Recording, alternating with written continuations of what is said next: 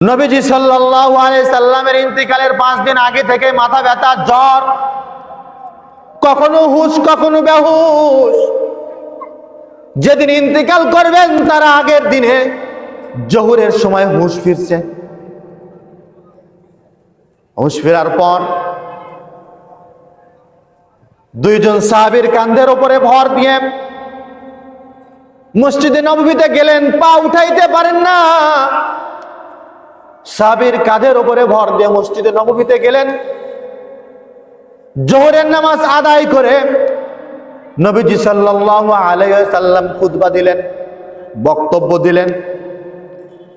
বক্তব্যের এক পর্যায়ে নবীজি বললেন, আল্লাহ রাব্বুল আলামিন তার এক বান্দাকে জাগতিক সব সম্পত্তি দিতে চেয়েছিলেন, কিন্তু ওই বান্দা সব সম্পত্তিকে, সয় সম্পত্তি, ধন সম্পদ, দুনিয়ার সব কিছু ত্যাগ করে আল্লাহ পাকের দিদারকে বেশি পছন্দ করেছে।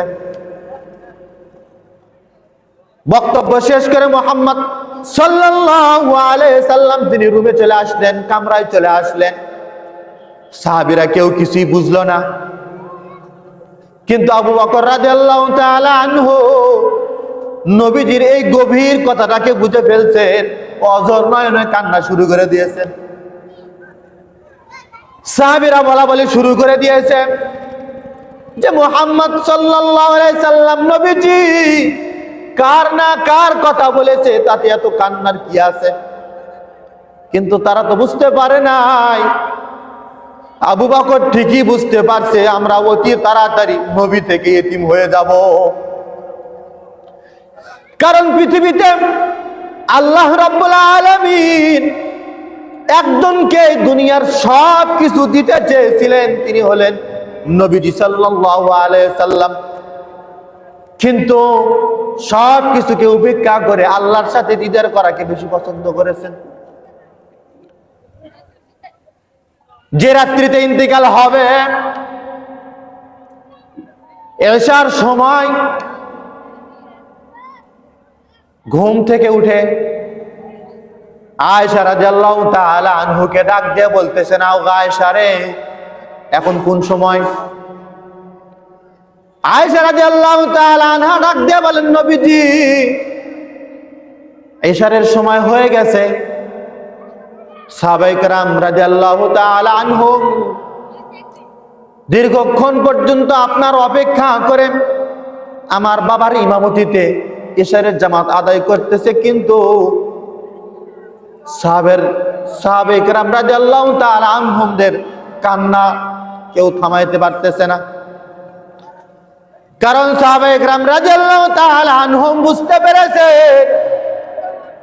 নবীজি সাল্লাল্লাহু আলাইহি সাল্লাম থাকা সত্ত্বেও যেহেতু আবু বকর রাদিয়াল্লাহু তাআলা আনহু ইমামতির জায়গায় দাঁড়িয়েছে, আমরা অতি তাড়াতাড়ি নবী থেকে এতিম হয়ে যাব, আমাদের মাঝখান থেকে নবী উঠে চলে যাবে। সাহাবীরা কাঁদতেছেন।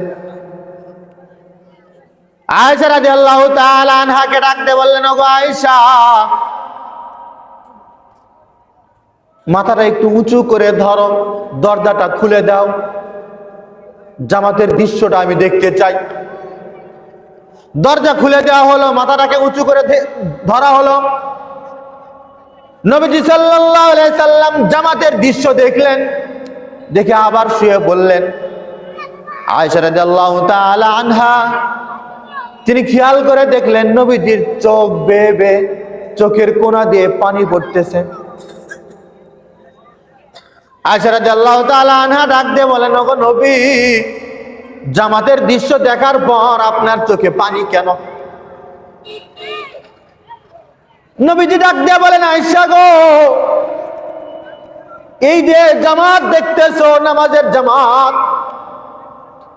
এই জামাতটাকে কায়েম করার জন্য উহুদের ময়দানে, বদরের ময়দানে বিভিন্ন যুদ্ধে রক্ত দিতে হয়েছে, দান দান মোবারক শহীদ হয়েছেন।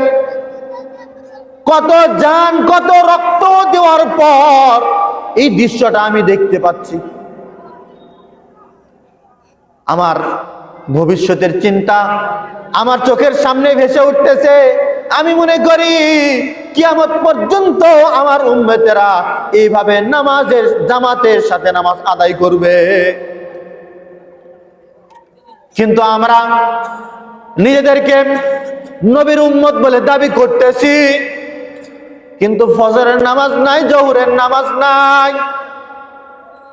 নামাজের ওয়াক্তে আমরা বাইরে ঘোরাফেরা করি, নামাজের সময় হাতে থাকা সত্ত্বেও নামাজের কাতারে আমরা দাঁড়াই না। 5 ওয়াক্ত নামাজ আমরা ঠিকভাবে পড়ি না।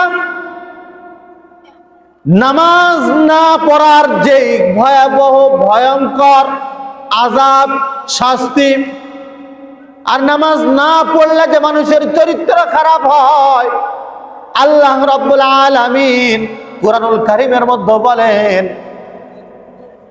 ইন্নাস সালাতা তানহা আনিল ফাহশাই ওয়াল মুনকার। আল্লাহ পাকের কথা সত্য না মিথ্যা? জোরে বলেন, আল্লাহ পাকের কথা সত্য না মিথ্যা? আল্লাহ পাক রব্বুল আলামিন স্পষ্ট করে বলে দিলেন, নিশ্চয় নামাজ নামাজীদেরকে যাবতীয় অশ্লীল কাজ থেকে বিরত রাখে। সুবহানাল্লাহ, সুবহানাল্লাহ। নামাজ কি করে? নামাজ নামাজীদেরকে যাবতীয় সমস্ত ফাহিশাত থেকে, অশ্লীল কাজ থেকে, খারাপ কাজ থেকে বিরত রাখে। অথচ সমাজের দিকে যদি আপনি আমি তাকাই, মানুষটা সামনের কাতারেও নামাজ পড়ে, আবার সুদের কাতারেও সবার সামনে থাকে। আছে না নাই? মসজিদে নামাজের কাতারেও আগে, আবার সমাজের মধ্যে নাম করা একজন সুদখোর, ঘুষখোর, এমনও মানুষ সমাজে আছে না নাই? তবে অথচ আল্লাহ পাক বললেন যে নামাজ নামাজীদেরকে সমস্ত ফাহিশাত থেকে দূরে রাখে। তাহলে লোকটা নামাজও পড়তেছে, হারাম কাজের সাথে লিপ্ত আছে, কথার মধ্যে গরমিল আছে না নাই? তাহলে কথা সত্যকার আল্লাহর না মানুষের? কথা বলেন, কথা সত্যকার? তাহলে বুঝতে হবে যে মানুষটা প্রথম কাতারে নামাজ পড়ে, আবার সুদও খায়, ঘুষও খায়, অশ্লীল কাজ করে, বুঝতে হবে তার নামাজ ঠিক হচ্ছে না। যদি নামাজ সে পরিপূর্ণভাবে হক আদায় করে পড়তে পারে, তাহলে ওই নামাজ ওই নামাজিকে যাবতীয় সমস্ত ফাহিশাত থেকে দূরে রাখবে। এই কথার মধ্যে কিঞ্চিত পরিমাণও ভুল নাই, সন্দেহ নাই।